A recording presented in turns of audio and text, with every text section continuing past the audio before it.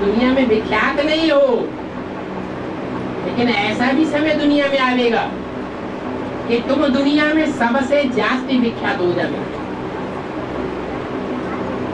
ये underground military है।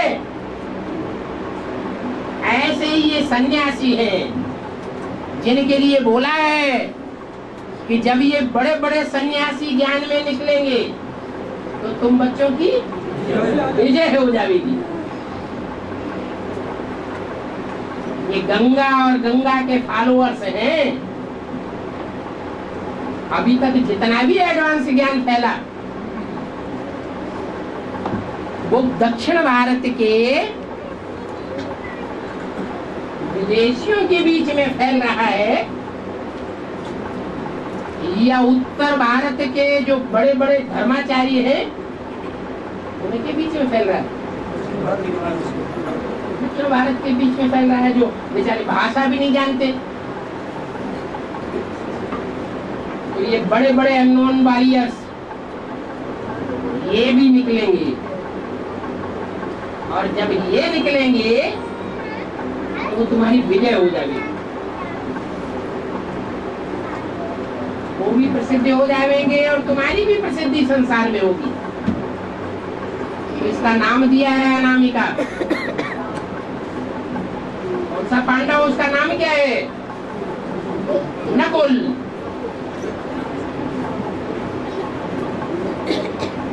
और आखिरी पांडव सहदेव। ये है तो सबसे छोटा। जितने भी आस्तिक धर्म है, साकार को मानने वाले हैं, उनमें सबसे छोटा है। लेकिन खासियत क्या है? कोई भी धर्म वाले को सहयोग नहीं दिया, विदेशियों को, विधर्मियों को। सदैव किसको सहयोग दिया है? हिंदुओं को सहयोग दिया। दूसरे धर्म वालों को कभी सहयोग नहीं दिया। माना सिख धर्म, तो वहां से कोई आत्मा निकलती है। सबसे कमजोर धर्म है ना आस्तिकों में। कितने साल चलता है? सिर्फ 500 साल। उस धर्म से निकलने वाली आत्मा तो सबसे जास्ती सहयोगी बनती है।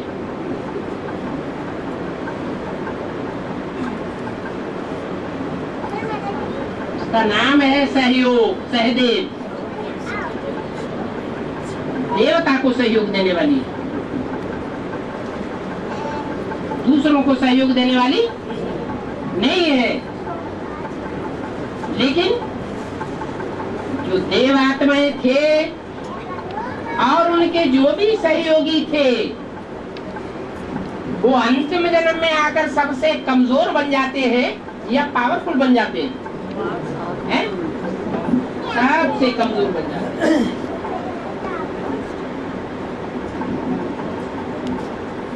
और बुद्धि में तो इतने कमजोर बन जाते हैं कि हर धर्म की आत्माएं बेसिक नॉलेज को, एडवांस नॉलेज को अच्छी तरह पकड़ती है,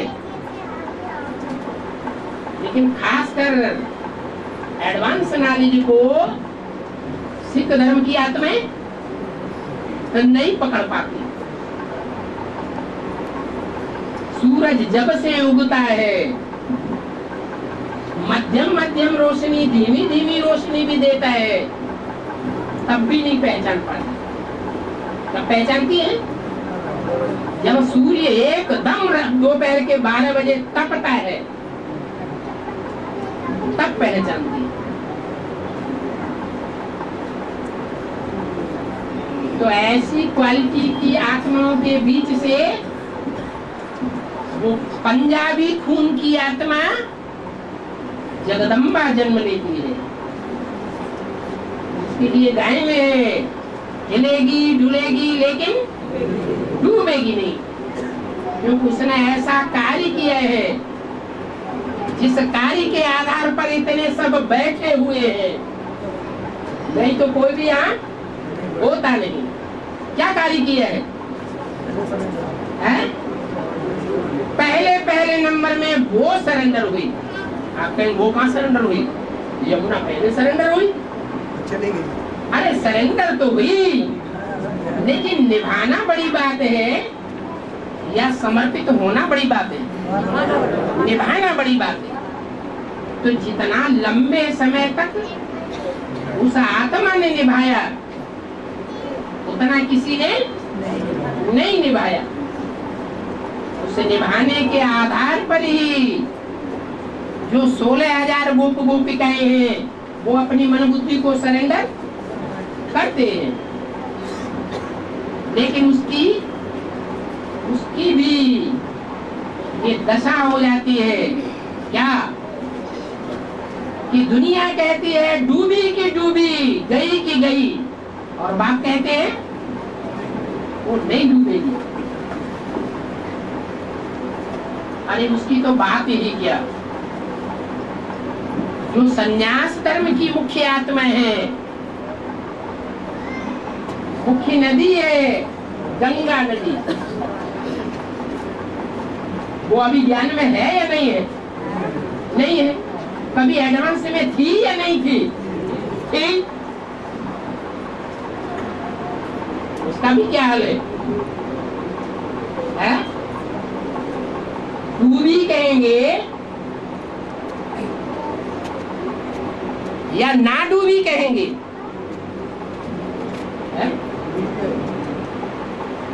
क्या कहेंगे? राम तेरी गंगा मैली, क्योंकि वो भी फॉलो करती है और उस अव्वल नंबर सरेंडर होने वाली को, चाहे गंगा हो, यमुना हो, सरस्वती हो, और चाहे लक्ष्मी हो,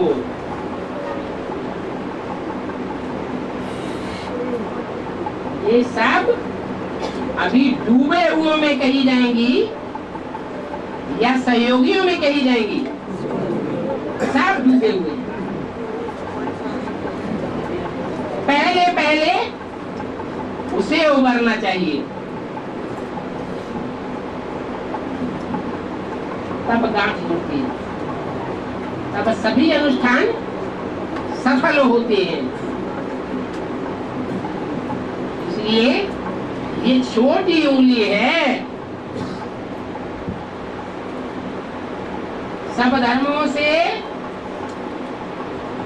कम लंबे समय का पाठ बजाने वाली जो आत्माएं हैं, जिन्होंने बड़े लंबे समय तक सहयोग दिया है, उन आत्माओं से पहले पहले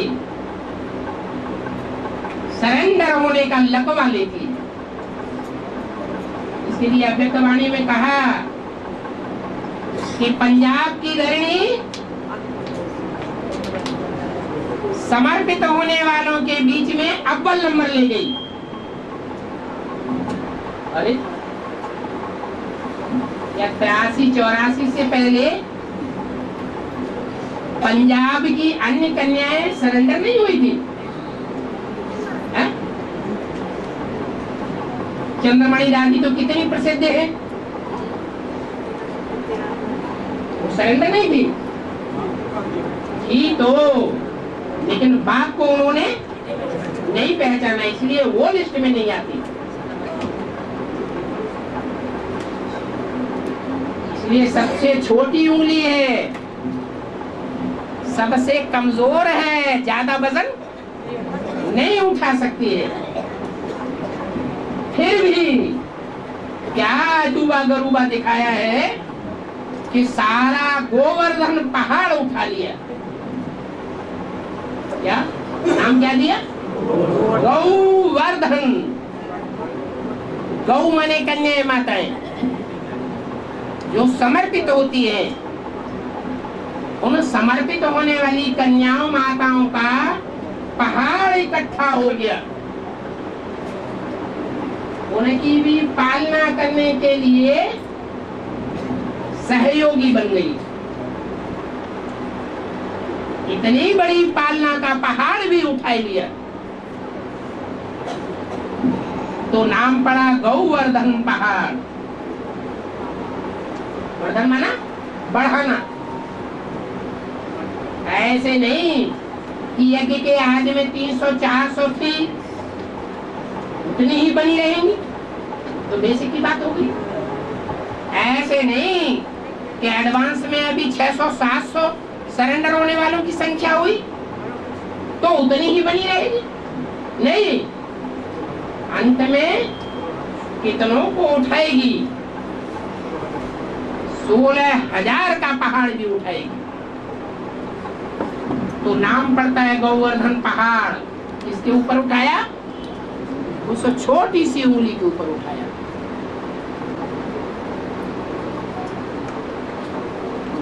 और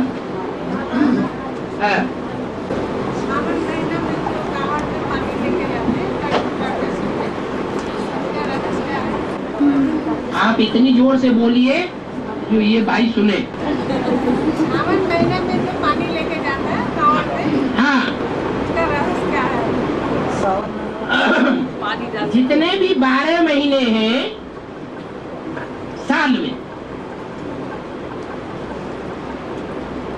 उन 12 महीनों में 3 ऋतुएं होती हैं, सर्दी, गर्मी और बरसात। ये एक कल्प है, जिस कल्प में सतयुग त्रेता है ठंडक देने वाला मौसम। तो कोई का दिमाग गर्म भी होता है? बोलो ना, सबका होता है गर्म। सतयुग त्रेता में कोई का दिमाग गर्म होता है? सबका दिमाग ठंडा रहता है। वो है सर्दी का मौसम। और द्वापर कलयुग है गर्मी का मौसम। सबका दिमाग गर्म हो जाता है। कोई ऐसा है जिसका दिमाग कभी गर्म न हुआ हो? है? सबका गर्म होता है। वो है गर्मी का मौसम। लेकिन एक मौसम ऐसा भी है जिस मौसम में गर्मी भी हो जाती है, अति की, और अति की ठंड भी हो जाती है। जब 7-8 दिन लगातार मूसलाधार बरसात होती है बरसात के सीजन में, तो सबका दिमाग कैसा हो जाता है? ठंडा हो जाता है। और जब बरसात नहीं पड़ती है, गर्मी ही गर्मी हो जाती है, तो सबका दिमाग अति का गर्म भी हो जाता है। तो जहाँ अति की गर्मी भी आती है, अति की सर्दी भी आती है, लेकिन अति की बरसात भी हो जाती है, वो है तीसरा मौसम, संगम युग। संगम युग है ज्ञान बरसात का पीरियड। उस ज्ञान बरसात के पीरियड में भी एक श्रावण का महीना है। क्या? श्रावण का महीना, जिसमें खूब बरसात होती रहती है। और उस बरसात के टाइम पर आत्माएं नंबरवार पवित्रता की रखड़ी भी बांधती है। और कृष्ण का प्रत्यक्षता रूपी जन्म भी होता है।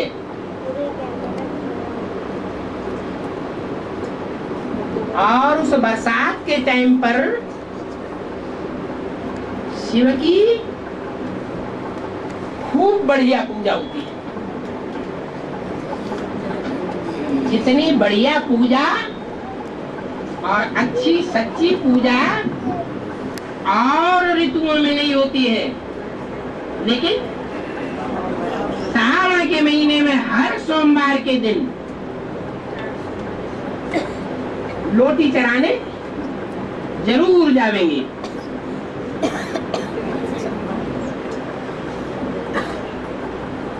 ये बरसात का मौसम है, तीसरी ऋतु, जहाँ ज्ञान की बरसात बहुत होती है और उसके लिए निमित्त प्रैक्टिकल में परमात्मा ही बनता है।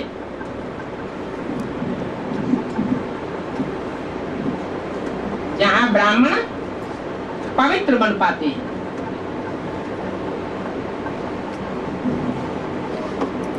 तो श्रावण का महीना विशेष गाया हुआ है शिव की पूजा के लिए। भले महाशिवरात्रि उस महीने में नहीं है, क्या है? नहीं मनाई जाती। महाशिवरात्रि जब मनाई जाती है तब दुनिया में घोर अंधकार होता है। दुनिया वाले तो अज्ञान अंधकार में होते ही हैं, लेकिन ब्राह्मणों की बेसिक दुनिया वाले भी साहब अज्ञान अंधकार में होते हैं। और उस अज्ञान अंधकार के बीच में जो एडवांस पार्टी में आने वाली आत्माएं होती हैं, वो भी सब कहाँ होती हैं? ज्ञान के उजेले में होती हैं कि अंधकार में होती हैं? कहाँ होती है? क्षेत्र में सब अंधकार में होते हैं। ऐसे अज्ञान के अंधकार के बीच में एक ही ज्ञान का सूर्योदय होता है, जिसको विदेशी आत्माएं पहचानती है, स्वदेशी नहीं पहचान पाते। इस्लामी पहचानते, क्रिश्चियन पहचानते, बौद्धी भी पहचानते, सारे विदेशी विधर्मी भारतवासी नहीं पहचानते। और वो उत्तर भारत के तो अभी भी नहीं पहचान पा रहे। तो वो शिवरात्रि भी नहीं है। श्रावण का महीना, श्रावण का महीना वो महीना है जहाँ खूब ज्ञान की बरसात होती है। हल्की हल्की फुहारें आती है, ज्ञान के झूले झूलते हैं। कौन से महीने में झूले झूले जाते हैं? श्रावण के महीने में झूले झूलते हैं। झूला झूलते हैं तो बहुत ऊंचे जाते हैं, फिर बहुत नीचे आते हैं, फिर बहुत ऊंचे जाते हैं, पीछे की ओर बहुत ऊंचे, फिर आगे की ओर भी बहुत ऊंचे, फिर गड्ढे में भी बहुत नीचे।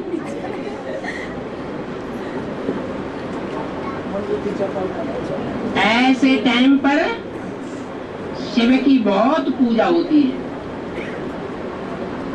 और ढेर की ढेर लोटियां चढ़ाई जाती हैं। क्या नाम दिया है? अंग्रेजी में नाम दिया जग, और हिंदी में नाम क्या दिया है? लोटा। लेकिन बाबा ने नाम क्या दिया है? लोटी।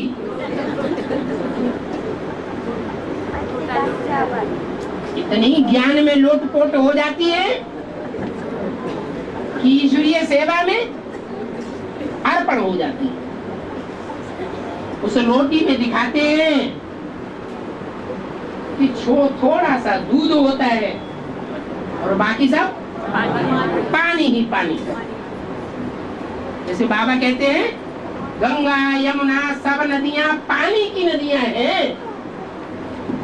सतयुग त्रेता में होती है दूध गिर की नदियां, और यहाँ है पानी की नदियां। क्यों ऐसे बोला?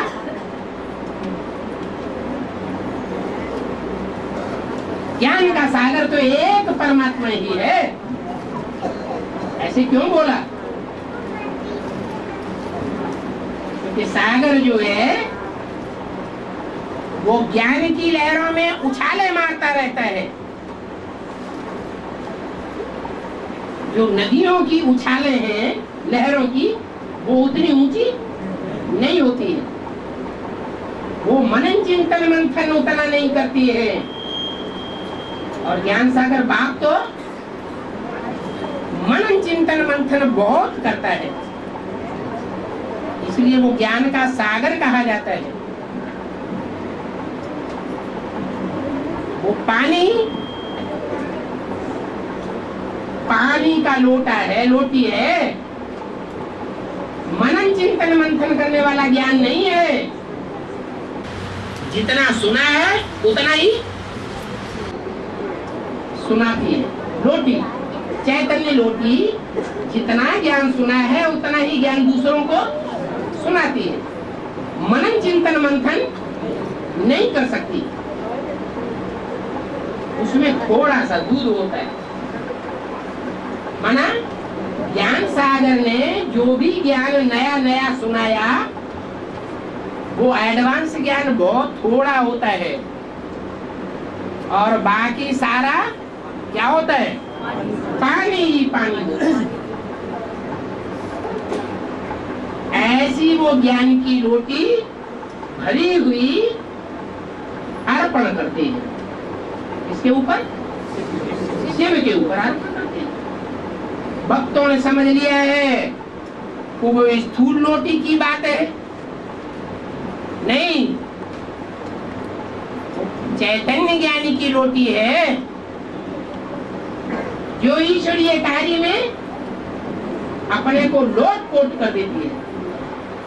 तन से, मन से, धन से, समय से, संपर्क से, संबंध से पूरा ही अर्पण कर देती है। ऐसे नहीं कि लोटी ही चढ़ाई जाती है, तो होता है क्या? लोटी ही चढ़ाई जाती है और कुछ नहीं चढ़ाया जाता। अरे घड़े नहीं चढ़ाए जाते, झूठ बोलते। कलश चढ़ाए जाते हैं कि नहीं? बड़े बड़े कलश भी चढ़ाए जाते हैं। भरे हुए ज्ञान के घड़े भी चढ़ाए जाते हैं, लेकिन उनकी संख्या कम होती है और रोटी चढ़ाने वालों की संख्या जास्ती होती है। रोटियां बहुत अर्पण हो जाती है, लेकिन एक एक एडवांस के सेंटर में इतने घड़े अर्पण नहीं हो पाते। और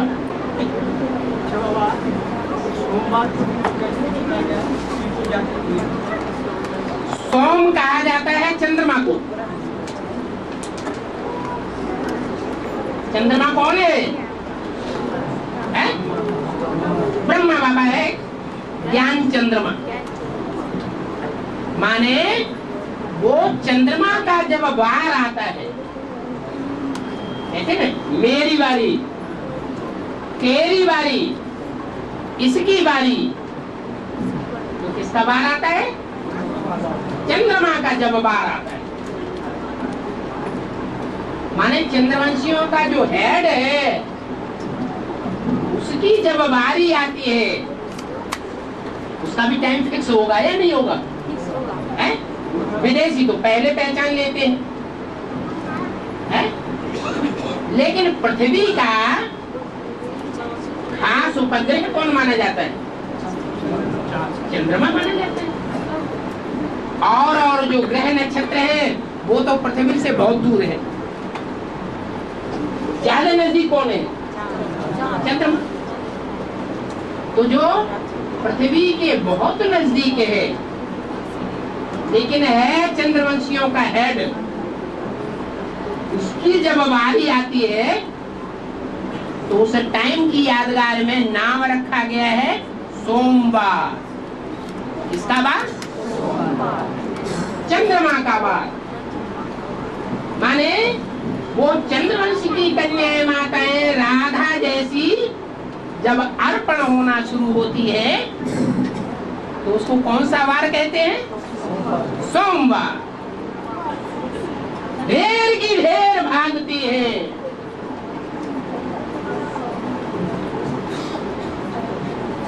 शहद की रानी मक्खी जब एक भागेगी तो थोड़ी थोड़ी करके भागेगी या इकट्ठी भागती है? हैं? ढेर की ढेर भागती है। उसको कहेंगे चंद्रवार। चंद्रवंशियों की बारी आ गई। अभी सरेंडर्ड कन्याओं में से कोई निकल रही है क्या? निकल रही है? सरेंडर हो रही है? हैं? नहीं हो रही है। सूर्यवार है क्या? सूर्यवार है, लेकिन चंद्रवार अभी शुरू नहीं हुआ है। तो जब वो कन्याएं माताएं सरेंडर होना शुरू होंगी तो समझा जा सकता है वो देश के अंदर रहने वाले दुर्योधन दुशासन शांत रहेंगे या बौखला जाएंगे। है? अरे बाहर के घरगत से कन्या माताएं सरेंडर हो गई, जाओ। और जब उनकी मुट्ठी और बगल में रहने वाली सरेंडर होंगी तो बौखलाएंगे या शांत बैठेंगे? बौखलाएंगे। अखबारों में, टीवी में, रेडियो में ढेर के ढेर नोट की गड्डियां खर्च करके धूमधाम मचा देंगे। तो भागवत दुनिया में बढ़ेगी, भागवत की कथा ज्यादा होगी, इंटरेस्टेड हो जाएगी, या गीता ज्ञान ही चलता रहेगा? जोर से भागवत चले, ढेर की ढेर भागवत मचेगी और शिव बाबा खूब खुश होगा, खूब लहर में आ जाएगा, या साधारण ज्ञान सुनाएगा? और ज्यादा लहर में आ जाएगा। लेकिन बाबा जब विश्व दर्शन होगा अर्जुन कहते हैं ना बस बस, तो विश्व दर्शन होगा उस समय ही होगा, लहर जब होगा जब भगवान का विश्व दर्शन होगा, बोला ना तो अर्जुन बोला बस बस विश्व दर्शन होगा।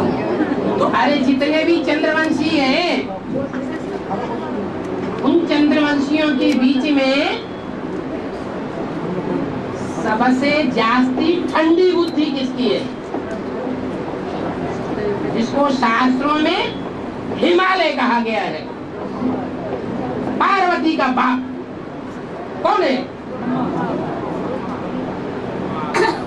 सबसे जास्ती बर्फ कौन से पहाड़ पर जमी रहती है? हिमालय पहाड़ पर।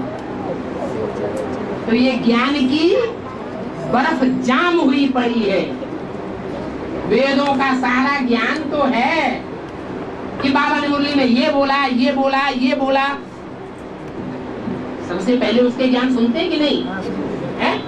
सुनते हैं, लेकिन वो बर्फ पिघलती नहीं है, वो ज्ञान जाम हुआ पड़ा है। फिर क्या होगा? हर हर बम बम, बड़े बड़े ज्ञान के बम फूटेंगे तो बर्फ पिघलेगी कि नहीं पिघलेगी? पिघलेगी। वो हिमालय पहाड़ जो है हिम का आलय ही बना रहेगा कि बर्फ की नदियां बन जाएगा, वो पानी की नदियां बन जाएगा, पानी की नदियां बन जाएगा। नदियों में बाढ़ आ जाएगी। जो नदियां हैं वो ढेरों को बोढ़म बोढ़ भी कर देंगी। नदियों में इतना पानी बहेगा, इतना ज्ञान जल बहेगा कि उस जल के साथ मिट्टी भी मिक्स होगी या नहीं होगी? से अभिमानी की मिट्टी भी मिक्स होगी। और जो सांप जैसी आत्माएं हैं वो अंधी हो जाएंगी। क्या? जो साधारण नदी बहती है, स्वच्छ जल वाली नदी बहती है, उसमें सांप उल्टा भी चलता है ऊपर की ओर, लेकिन जब उसमें मिट्टी मिल जाती है देह अभिमानी की, तो सांप जैसे जो विकारी है वो क्या हो जाएंगे? अंधे हो जाएंगे।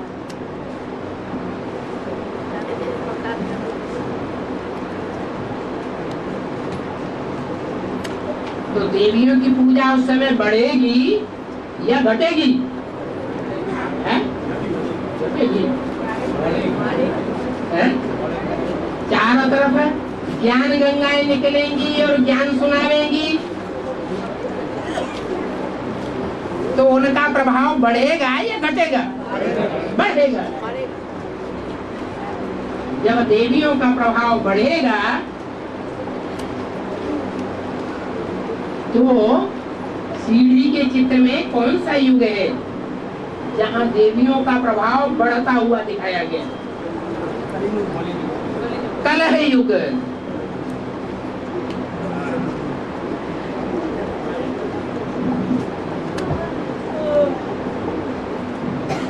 तो बहुत झगड़े भी होंगे, कलह क्लेश बढ़ेगा, लेकिन फिर भी संख्या बढ़ेगी ब्राह्मणों की या घटेगी? बढ़ेगी। बेसिक ब्राह्मणों में भी संख्या बढ़ रही है या घट रही है? वहां भी बढ़ रही है, तो यहाँ तो और भी बढ़ेगी। अंत में जाकर के सब डूबी जा और एक प्रत्यक्ष हो जाए।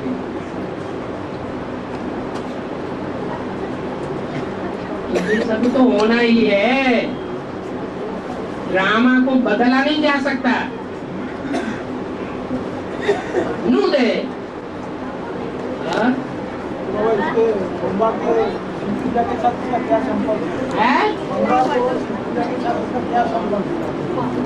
अरे अभी तो बताया कि सोमवार कब होता है? जब चंद्रवंश की आत्माएं, राधा जैसी आत्माएं सरेंडर होती हैं, तो किसके वंश का प्रभाव बढ़ता है? चंद्रमा के वंश का प्रभाव बढ़ता है, तो सोमवार कहा जाता है। वही प्रश्न बार बार क्यों पूछ रहे हैं?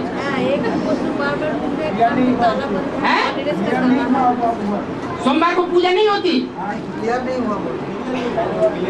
माना श्रावण के महीने में, जब बेहद का श्रावण का महीना होगा, ज्ञान की खूब बरसात होगी और उस समय चंद्रवंशी आत्माएं सरेंडर होगी, उस समय चंद्रमा की वारी नहीं होगी, चंद्रमा का वार नहीं होगा, कोई दूसरे का वार होगा।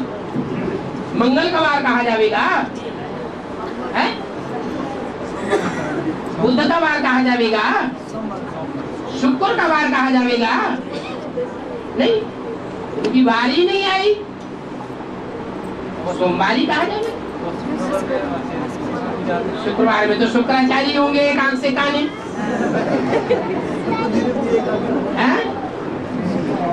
अवगुण देख लिए और गुणों को देखा ही नहीं।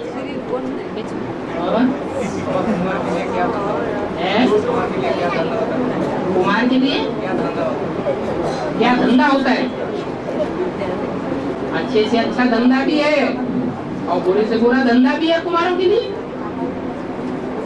कुमारों के लिए बोला है, कुमार जो चाहे सो कर सकते हैं, अच्छे से अच्छा करना चाहे तो वो भी कर सकते हैं। नई दुनिया बनाने में बाप के सबसे बड़े सहयोगी बन सकते हैं। अच्छा धंधा हुआ ना। और विनाश करना चाहे तो विनाश के कार्य में भी सबसे आगे जा सकते हैं।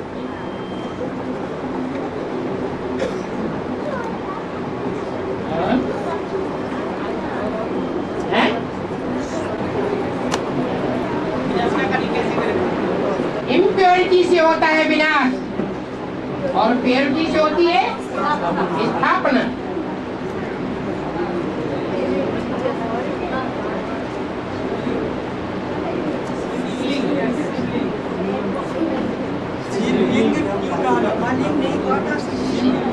शंकर लिंग नहीं कहते हैं, ब्रह्मा लिंग नहीं कहते हैं, विष्णु लिंग नहीं कहते हैं।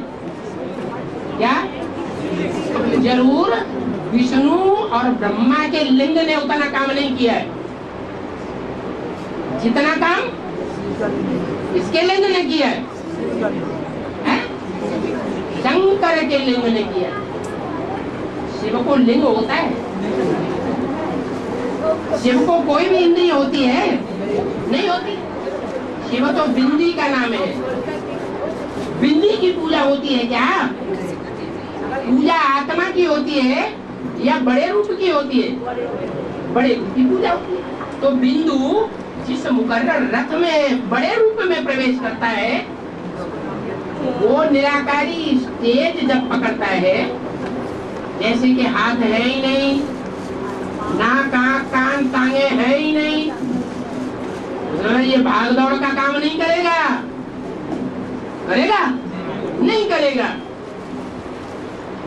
सिर्फ लिंग ही लिंग रह जाएगा। आदमी का सर काट दो, हाथ काट दो, टांगे काट दो, क्या रह जाएगा? लिंग रह जाएगा।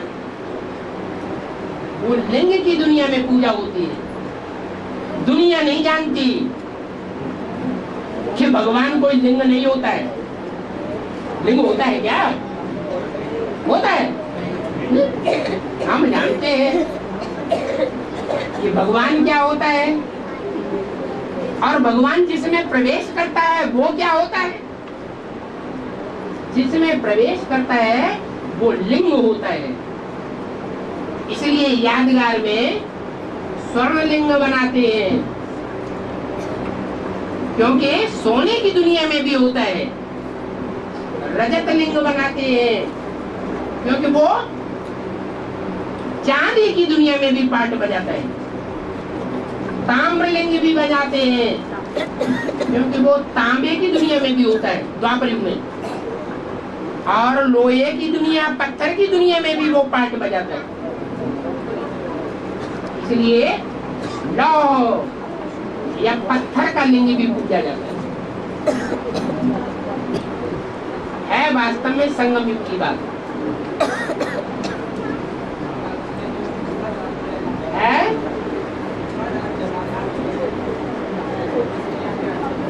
लिंग के साथ जो जलाधारी है इसकी यादगार है। लिंग के साथ जो जलाधारी है तुम सब पार्वतियां हो। क्यों कहा?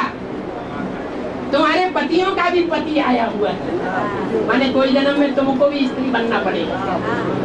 स्त्री बनोगे, जब स्त्री बनोगे हैं तो रुद्रमाला के बनोगे। लेकिन कोई जन्म में स्त्री बनेंगे कि नहीं बनेंगे? जब बनेंगे तो दुनिया का जो बड़े से बड़ा राजा कहा जाने वाला है, जो सैकड़ों रानियां रखेगा, उसकी घरवाली बनोगे कि नहीं बनोगे? तो पार्वती पति तुम्हारा कौन हुआ? नहीं समझ आया? हाँ, पतियों का पति एक ही हुआ ना। और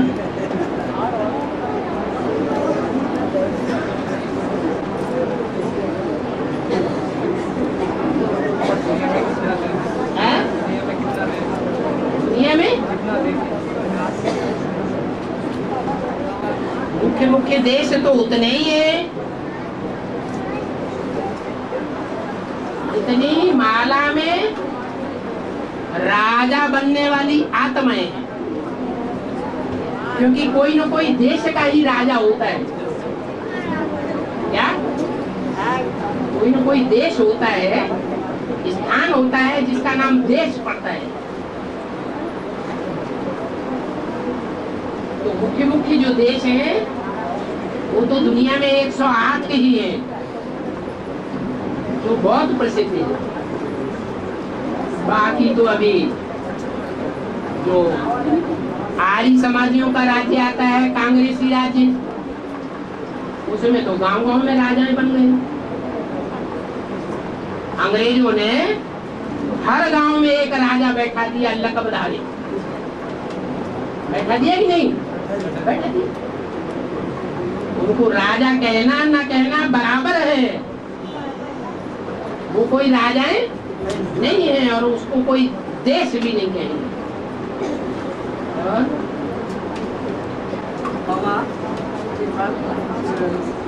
सत्युग में हुआ तो ड्रोन नहीं लाएगा बाबा? हैं? सत्ययुग और त्रेतायुग हाँ वहाँ तो ग्रहण नहीं होगा, वहाँ चंद्रमा होगा, चंद्रमा होगा। जब चंद्रमा ही नहीं होगा, हम तो जानते हैं कि ग्रहण की सच्चाई क्या है। जब सूर्य ग्रहण पड़ता है तो पृथ्वी और सूर्य के बीच में चंद्रमा आ जाता है। चंद्रमा की परछाया सूर्य के ऊपर पड़ती है, पड़ती है? नहीं पड़ती है। सूर्य तो आग का गोला है, उसके ऊपर परछाया पड़ेगी? नहीं पड़ती है। वास्तव में सूर्य की परछाया जब चंद्रमा पर पड़ती है तो चंद्रमा की परछाया पृथ्वीवासियों के ऊपर पड़ती है। जो पृथ्वीवासी चंद्रमा के परछाया में आ जाते हैं, प्रभाव में आ जाते हैं, माने ज्ञान चंद्रमा ब्रह्मा के प्रभाव में आ जाते हैं, वो समझते हैं कि सूर्य को ग्रहण लग गया। बाकी सूर्य कभी ग्रहण लगता ही नहीं। सूर्य कभी किसी के प्रभाव में आता ही नहीं। अगर आता है तो इतने ढेर के ढेर ज्ञान सूर्य को पहचानने वाले अपने को कहते हैं, कोई बताए कि उनके प्रभाव में कभी आया है? अपना ज्ञान सुना करके कभी प्रभावित किया उसे है?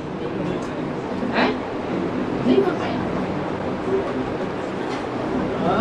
ये ज्योतिष विज्ञानी ये ज्योतिष विज्ञानी लोग हिसाब करके बताते हैं कि 105 वर्ष के बाद पूर्णचंद्र सूर्य ग्रहण 105 वर्ष के बाद आता है, पहले नहीं आता।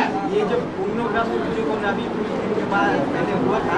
हाँ ये पूर्णोग्रह सूर्य ग्रहण हाँ गणना करके बोला है कि 105 साल के बाद फिर ये पूर्णोग्रह सूर्य। क्यों? वहाँ तो अभी इससे पहले कुछ साल पहले पूरा सूर्य ग्रहण लगा या नहीं लगा? लगा। पूरा चंद्र ग्रहण लगा या नहीं लगा? लगा। ये तो झूठी बात है। ये तो बात झूठ हो जाएगी सब। क्या झूठ? की बात ये झूठ नहीं, आपने गलत सुना और गलत बोल रहे।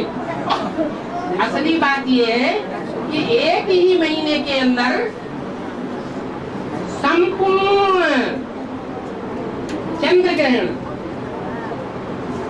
खग्रास, सूर्य ग्रहण सिर्फ 100 साल में एक बार ही होता है। क्या? और वो अनिष्ट का सूचक माना जाता है। क्या? हाँ, है बात कहाँ की? संगम युग की बात है कि ब्राह्मणों की संगम युगी दुनिया में कुछ अज्ञानी ब्राह्मण ऐसे हैं जो ज्ञान सूर्य को नहीं पहचान पाते हैं। वो समझते हैं कि सूर्य पूरा ही डूब गया, अंधकार में आ गया। क्या आज मुरली में क्या बोला है?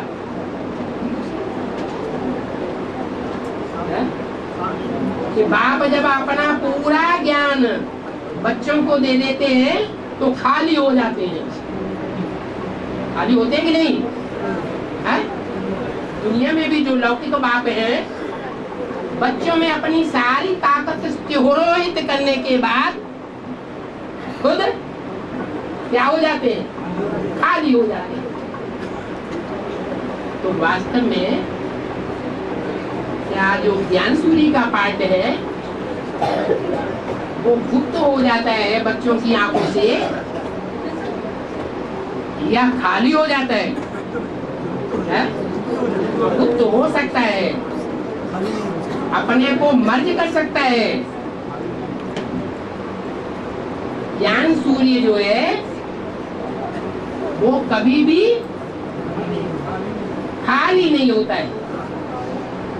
बच्चे ऐसा समझते हैं। तो एक ही महीने के अंदर खग्रास भी हो और फिर चंद्र ग्रहण भी हो।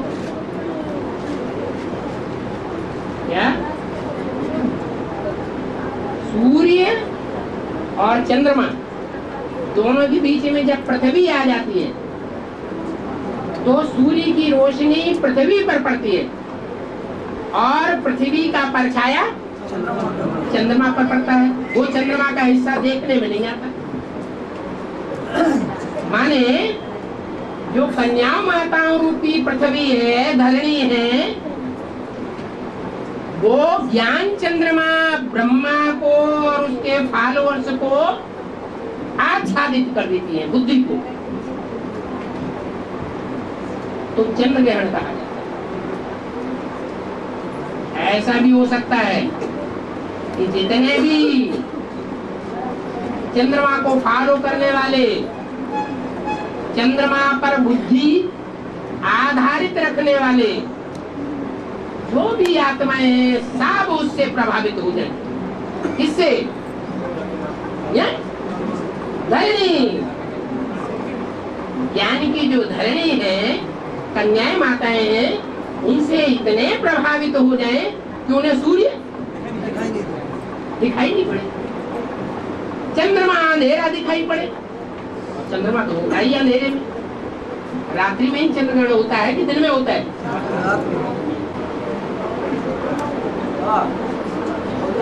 राजा का जो 60,000 पुत्र देखते हैं, तो 60,000 चिंता ही करते हैं। जो 60,000 पुत्र दिखाया गया है, हाँ, 60,000 क्यों दिखाया? 60,000 क्यों दिखाया गया? अभी जो कपिल मुनि का पार्ट है, जो कपिल मुनि आध्यात्म विद्या में सांख्य शास्त्र के मुखिया माने जाते हैं।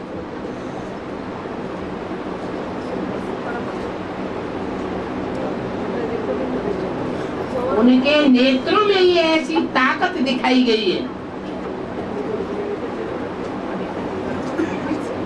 कि जब उनको क्रोध आया तो 60,000 भी भस्म हो गए। बाबा भी क्या कहते हैं? बहुत तंग करेंगे तो विनाश करा दूंगा।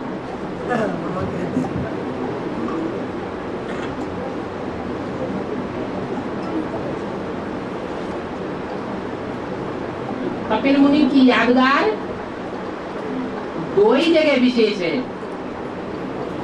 एक तो कंपिल में, जिसके नाम पर उस स्थान का नाम कंपिल पड़ा। एक मात्रा बढ़ती है ना फॉलोअर्स के अर्थ में। तो कपिल के जो फॉलोअर्स हुए, वो जहां उन्होंने वास किया, उस स्थान का नाम कंपिला पड़ा। और उन्होंने अपनी आखिरी समाधि कहाँ लगाई है? गंगा में। गंगा में भी किस स्थान पर? जहाँ गंगा सागर का मेल होता है। ये गंगा है, ये जमुना है, ये जगदम्बा है, ये लक्ष्मी है, या जितने भी और एडवांस में पार्टधारी प्रत्यक्ष किए गए हैं, लक्ष्मण है, भरत है, शत्रुघ्न है, ये प्रत्यक्ष तो किए गए हैं ना। फिर वो विरोधी है, जिसने प्रत्यक्ष किया उसका विरोध कर रहे हैं, या सहयोगी है? अभी सब विरोधी है। ऐसा भी टाइम आएगा कि सब सहयोगी बन जाएंगे। समाधान हुआ?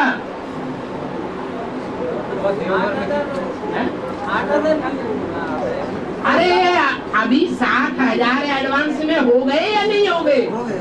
हो गए।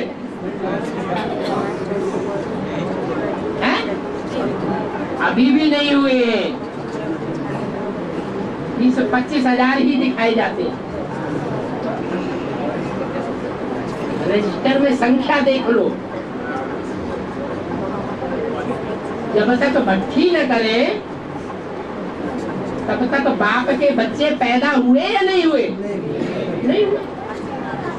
तो अभी उनकी संख्या ही इतनी है, वो संख्या बढ़कर के 60,000 होगी या नहीं होगी? होगी। तब ज्यादा तंग करेंगे या कम तंग करेंगे? 60,000 पुरुषों ने ज्यादा तंग किया या कम तंग किया था? बहुत तंग किया। क्या? अपना मन रूपी घोड़ा कहते हैं, मन रूपी घोड़े को राजा इंद्र ने कहाँ बांध दिया? कपिल मुनि के आश्रम में बांध दिया और उनको चोरी का इल्जाम लगा दिया। वास्तव में माया ऐसे कर्म करती कराती है कि मन को चंचल बनाती है, मन को हरण कर लेती है, या कपिल मुनि हरण करता है? माया करती है। इंद्रदेवी भी माया भी बनता है क्या? बनता है माया भी। इंद्रदेव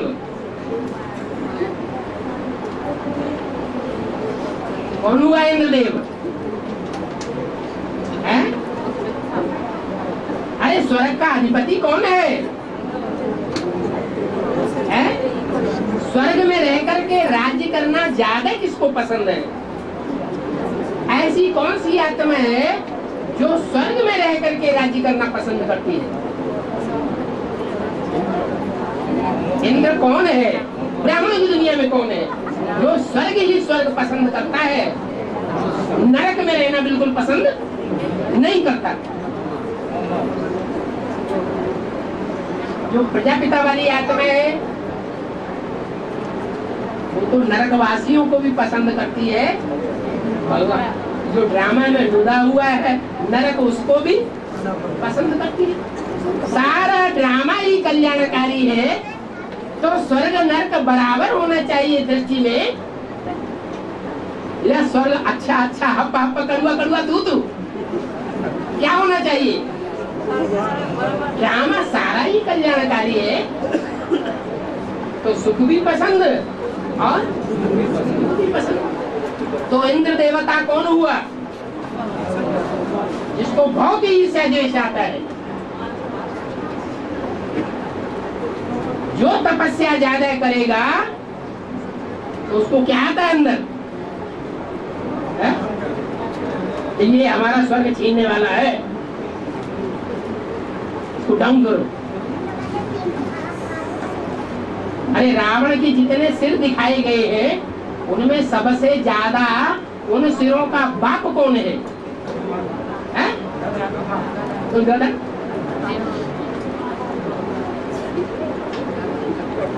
तो वो घोड़े को, मन रूपी घोड़े को ऐसी जगह बांध देता है वो उसके ऊपर इल्जाम सब कोई लगावे, देखने वाला।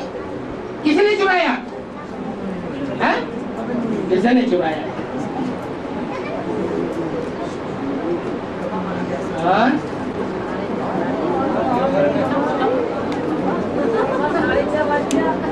अजी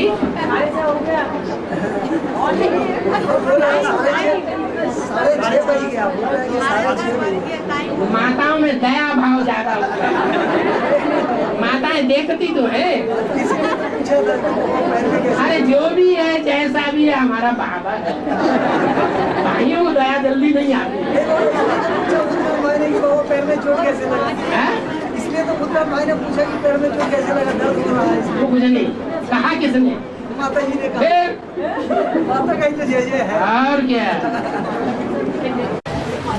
अरे दो सवाल और रह गए हाथ में।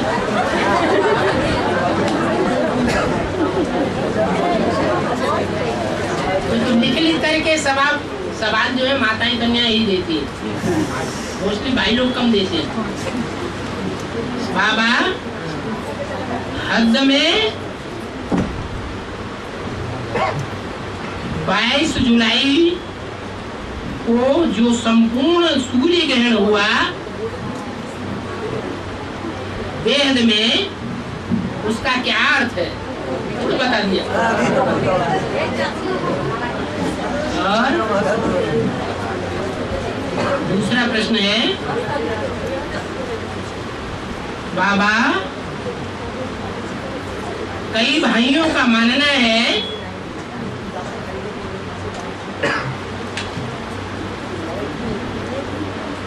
कि 5:30 बजे भाइयों को ऊपर क्लास टाइम पर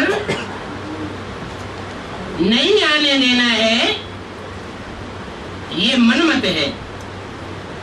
बाकी मनमत है। बाबा ने तो ये कहा कि कोई भी मिनी मधुबन हो, उसमें ज्यादा तादाद कन्याओं माताओं की होती है क्लास में या भाइयों की होती है? कन्याओं माताओं की तादाद ज्यादा होती है। तो उसमें कन्याओं माताओं को बाबा ने क्या कहा, गऊ कहा या बैल? गऊ कहा। गऊओं के बाड़े में अगर एक बैल रहेगा तो वो स्वच्छंद वृत्ति का हो जाएगा, हमला कर सकता है कि नहीं? जल्दी जोर से बोलो ना। कर सकता है। इसलिए 2 बैल हो तो अगर कुछ गड़बड़ करेंगे तो पहले आपस में लड़ेंगे। इसलिए बाबा ने तो ये नियम बनाया कि जो भी मिनी मधुबन है उनमें अकेले भाई को क्लास में नहीं बैठना है। क्या? अकेला भाई क्लास में ना आए। जब 2 हो जाए, 3 हो जाए, 4 हो जाए तो क्लास में आकर बैठ जाए।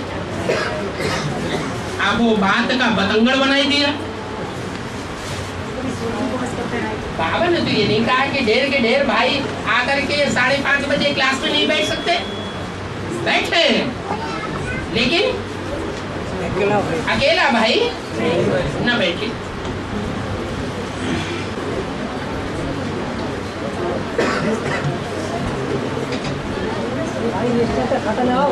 भाई